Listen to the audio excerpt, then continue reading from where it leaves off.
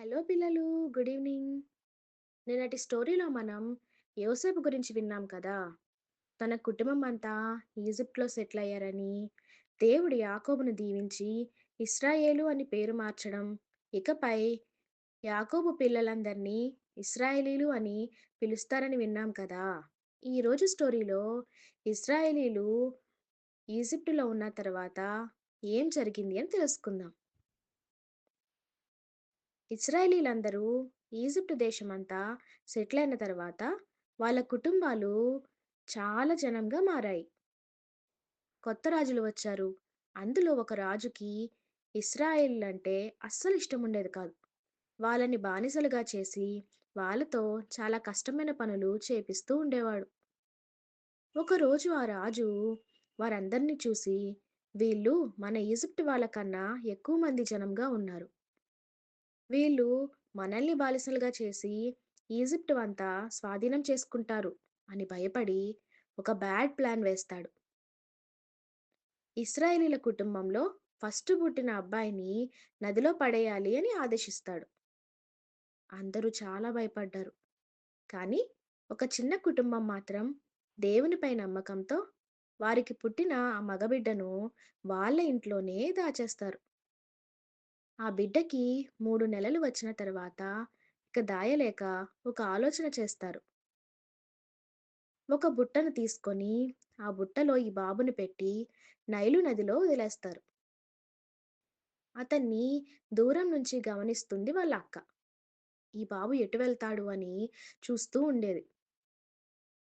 రాజకుమార్తె అక్కడ నదిలో స్నానం చేస్తూ ఆ బుట్ట రావడం చూసి ఈ బుట్టని ఓపెన్ చేసి చూస్తే ఒక బాబు కనిపిస్తాడు. చాలా అందంగా ఉన్నాడు. వెంటనే ఆ బాబుని తీసుకొని, ఇకపై ఈ బాబును నేను పెంచుకుంటాను. ఇతను నా కుమారుడు. నేను ఇతని తల్లి అని చెప్తుంది.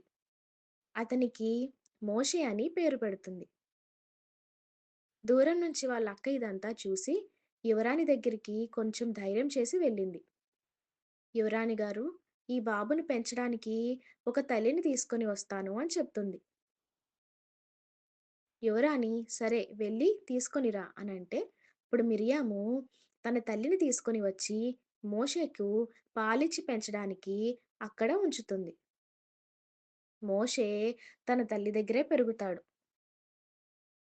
మోషే పెద్దవాడు అవుతాడు. చాలా తెలివైన వాడిగా, ధైర్యవంతుడిగా పెరుగుతాడు. కానీ అతను ఈజిప్ట్ వాడు కాదు కదా! ఇశ్రాయేలీయుల వాడు కదా! అందుకే అతని మనసులో నా ప్రజలందరూ ఎంతో బాధపడుతున్నారు. వీళ్ళని నేను ఎలాగైనా రక్షించాలి అని అనుకుంటూ ఉండేవాడు. రేపటి స్టోరీలో మోషే తన ప్రజలను రక్షించాడా? తర్వాత ఏం జరుగుతుందని క్లియర్‌గా చెప్తాను. సరేనా? ఒక చిన్న ప్రార్థన చేసుకుందాం. దేవా! నీకు వందనాలు. ఈరోజు స్టోరీలో ఒక చిన్న బిడ్డని నీవు ఏ విధంగా కాపాడి రాజభవనంలో పెరిగేలా చేశావో విన్నాం.